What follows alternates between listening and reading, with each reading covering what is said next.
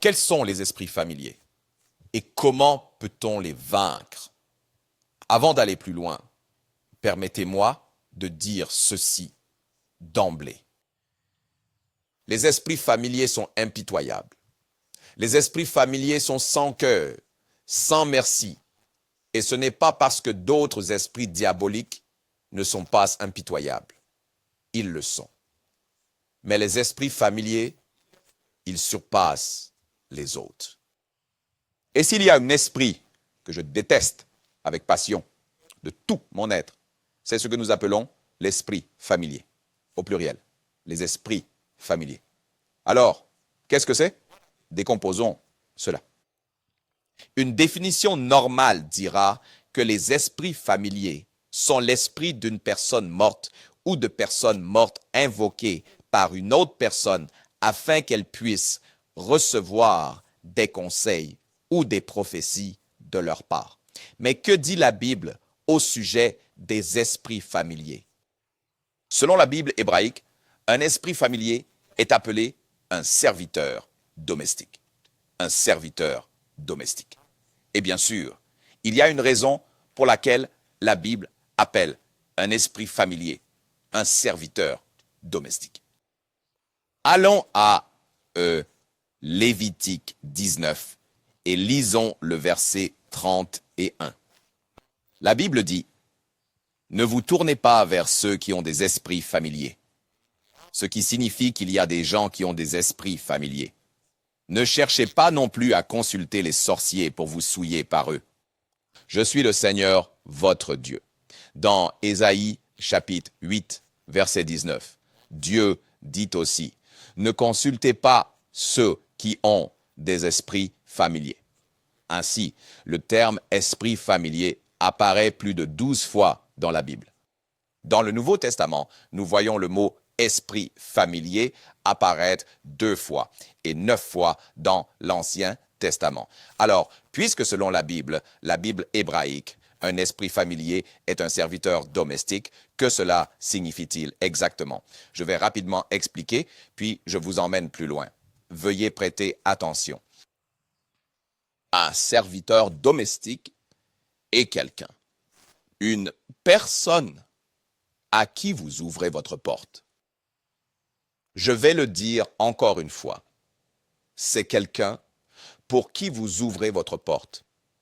Et selon la durée pendant laquelle la personne a travaillé pour vous, il y a de fortes chances qu'en peu de temps, elle connaisse votre maison, chaque recoin de votre maison, de fond en comble. Ils finiront par connaître des choses que vous ne leur avez jamais partagées, simplement en vous observant.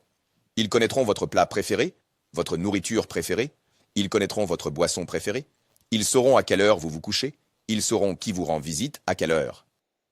Et à cause de ce qu'ils savent, à cause de ce avec quoi ils sont familiers, ils peuvent facilement vous livrer à l'ennemi.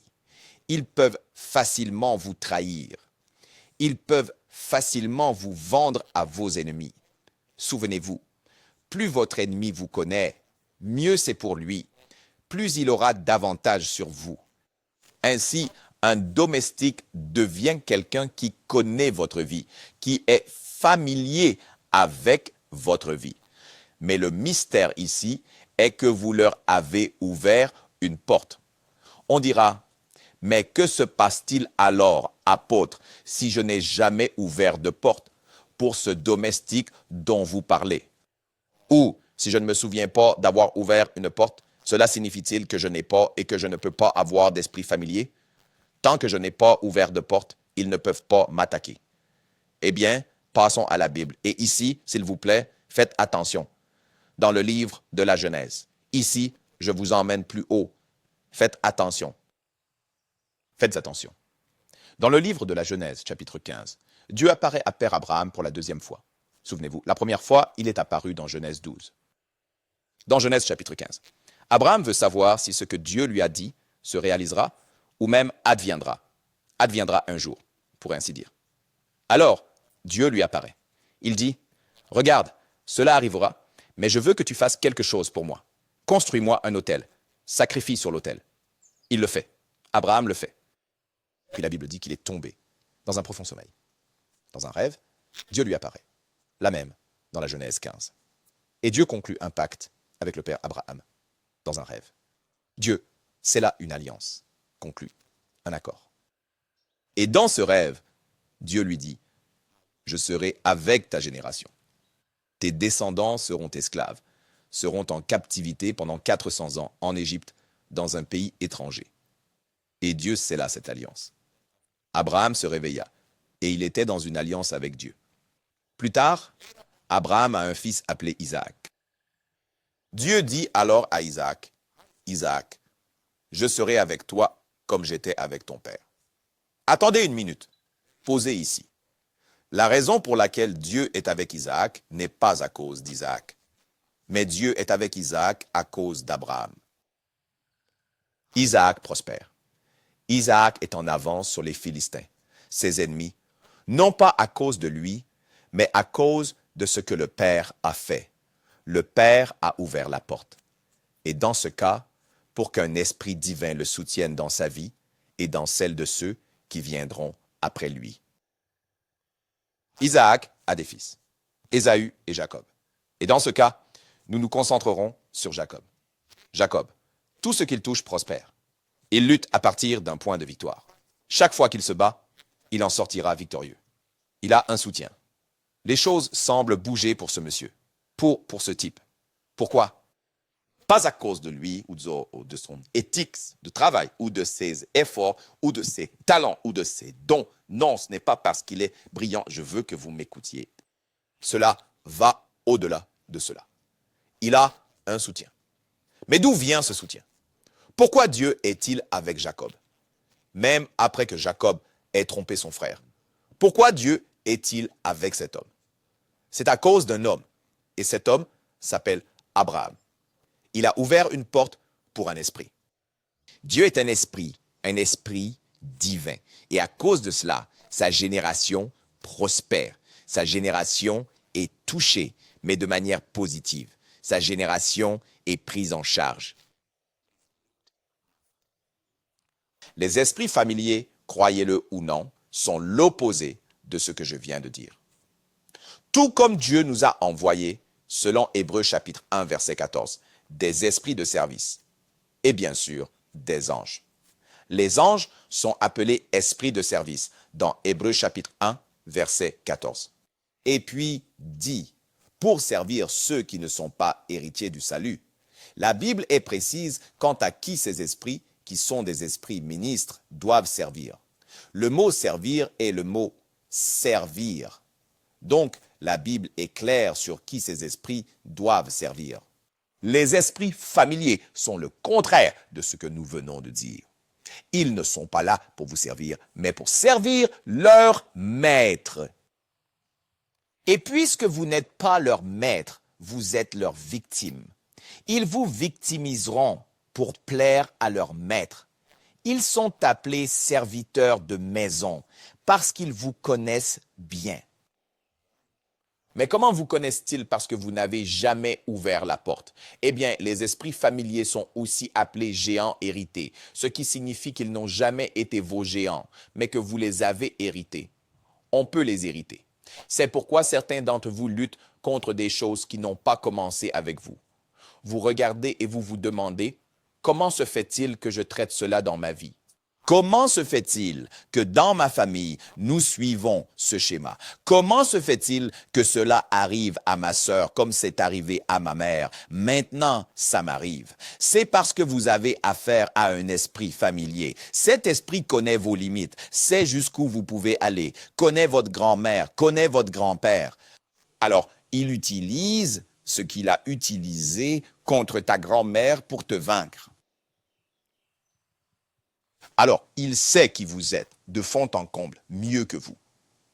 Et en raison des informations qu'il possède, il les utilise pour vous empêcher de prospérer. C'est pourquoi certains d'entre vous ne comprennent pas que ces esprits sont appelés esprits familiers, parce qu'ils sont familiers avec leurs victimes. Ils sont familiers. Ils vont victimiser leur victime à tel point que chaque fois que cette personne rencontre quelqu'un, la vie de l'autre personne sera bouleversée. Pas parce que la vie de la personne ne faisait pas sens, faisait sens. Mais quand ils rencontrent quelqu'un avec un esprit familier, leur vie commence aussi à décliner. C'est une chose à propos des esprits familiers. Vous pouvez rencontrer quelqu'un, coucher avec quelqu'un et hériter de cet esprit familier de cette personne et vous sortez avec un esprit familier. Et cet esprit familier s'occupera de vous. Et une fois qu'il aura fini avec vous, il ne vous laissera pas tranquille. Il ira vers ceux qui sont connectés à vous. C'est pourquoi j'ai dit qu'il est impitoyable. Il ne te harcèle pas au point que quand tu te dis « Ah, tu sais quoi, j'en ai fini », l'esprit répond « Ouais, maintenant j'ai fini ». Non. Quand tu meurs, quiconque est connecté à toi l'héritera. C'est pourquoi je déteste cet esprit avec passion. Et beaucoup de gens ont hérité d'esprits familiers de différentes personnes. Et le devoir des esprits familiers, le travail numéro 1 des esprits familiers est de plaire à son maître. Et dans ce cas, cela peut être une sorcière, cela peut être un sorcier, cela peut être quelqu'un qui a prononcé une mauvaise parole contre votre arrière-grand-père, cela peut être quelqu'un qui a dit quelque chose à propos de votre grand-mère, cela peut être quelqu'un qui a dit quelque chose à propos de votre mère, et cet esprit a maintenant obéi au maître. Et en obéissant au maître, il devait s'assurer que les mots prononcés contre ta mère ou ta grand-mère ou ton grand-père prennent forme. Et après avoir pris forme, il ne retourne pas vers le maître. Donc, il servira le maître en gâchant la vie de cette personne. Et quand cette personne part, meurt, devinez quoi? Il ne retourne pas vers le maître. Il va vers la personne qui est liée à cette personne. C'est ce que les esprits familiers sont capables de faire. C'est ce qu'ils font. C'est leur spécialité. Que même dans les relations, beaucoup de gens ne progressent pas. Et non pas parce qu'ils ne sont pas de bonnes personnes, et non pas parce qu'ils ne sont pas des gens aimants. Ils aiment et ils veulent le meilleur pour les autres aussi. Mais les relations ne fonctionnent jamais. Et on se demande à propos de cette relation, la façon dont elle a commencé, j'étais à 100% sûr. C'était la bonne. Qu'est-ce qui s'est passé? Qu'est-ce qui a mal tourné? C'est parce qu'une fois qu'un esprit familier est à l'œuvre, rien ne va. Au début, tout peut bien commencer. Mais, au milieu, l'enfer se déchaînera. Les esprits familiers sont si dangereux qu'ils peuvent aider quelqu'un à dire ce que vous voulez entendre pour que vous les aimiez. Je ne sais pas si vous avez compris cela. Les esprits familiers peuvent amener quelqu'un à dire des choses avec lesquelles vous êtes familier, des choses qui vous rendront heureux. Et vous en conclurez, cette personne m'aime. Cette personne est sérieuse à mon sujet, pour seulement réaliser que leurs paroles ne correspondent pas à leurs actions. C'est un esprit familier. C'est familier avec cette victime. Et cela dira ce auquel vous êtes familier, ou plutôt ce que vous voulez entendre. Je déteste cet esprit. Je déteste les esprits familiers avec tout ce qui est en moi. J'ai vu des destinées détournées. J'ai vu des gens avec de la grandeur de toutes les manières, mais sans chemin à cause des esprits familiers. Ils ne se soucient pas de votre diplôme. Ils ne se soucient pas de votre parcours éducatif. Ils savent jusqu'où vous allez aller et ils s'assureront que vous n'irez pas aussi loin. Certains d'entre vous font face à la pauvreté qui n'a pas commencé avec vous. Certains d'entre vous font face à des maladies qui n'ont pas commencé avec vous. Certains font face à des traumatismes familiaux qui n'ont pas commencé avec vous, des géants hérités. Mais je veux vous assurer qu'il y a un moyen d'être délivré, de sortir de tout cela, d'être sauvé de tout cela. On peut être séparé, être retiré, être sorti de tout cela. Je parle des esprits familiers. Et la première méthode ou la première solution que l'on peut utiliser, pour ainsi dire, pour s'en sortir complètement, est ce que nous appelons prière et jeûne. C'est parce qu'il n'y a jamais eu de problème que la prière et le jeûne n'ont pas pu résoudre. Si vous voulez être aussi spirituel que possible, entrez dans un jeûne. Entrez dans un jeûne. Et une fois que vous êtes dans un jeûne, devinez ce qui se passe ensuite. Ton esprit homme, parce que tu es un esprit. Tu es un esprit possédant une âme vivant dans un corps. Tu n'es pas un corps possédant une âme vivant dans l'esprit. Donc, à chaque fois que vous jeûnez, votre esprit gagne en puissance. Votre esprit est aux commandes. Et si vous priez à partir de cela maintenant, je parle de jeûner, quand votre esprit est aux commandes, devinez ce qui se passe alors. Tout esprit qui vous surveille ou un esprit familier, peu importe le type d'esprit qui vous afflige, quittera votre vie. C'est pourquoi Jésus a dit que ce type ne part pas. Ce jeune homme avait un esprit familier qui le connaissait, qui l'a poussé à aller dans le feu, l'a poussé à aller dans l'eau. Il ne voulait pas faire ça, mais il a fini par y aller. Pas parce qu'il se contrôlait, pas parce qu'il était maître de ses sens, parce qu'il avait un esprit qui le connaissait et le poussait à faire certaines choses. Mais Jésus est venu et l'a réprimandé. Et les disciples ont demandé, « Pourquoi avons-nous échoué ?» Et Jésus leur a donné la solution. Et il a dit, ce genre-là. Donc même ce genre d'esprit familier ne peut sortir que par la prière et le jeûne. Et c'est le numéro 1. Numéro 2, l'esprit avec lequel nous traitons en ce moment utilise des personnes pour lesquelles vous avez vous-même un point faible. Mais elles ont un point plus faible pour vous.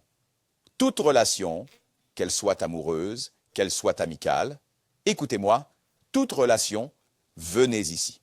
Toute relation qui n'est pas une bénédiction mais un fardeau, vous devez vous en défaire. Toute relation qui vous rend amer, pas meilleur, vous devez vous en défaire. Toute relation qui vous éloigne de la présence de Dieu, elle ne vient pas de Dieu. Ce n'est pas une bénédiction. Cette chose est une distraction et vous devez la laisser tomber parce que c'est ce qu'ils utilisent.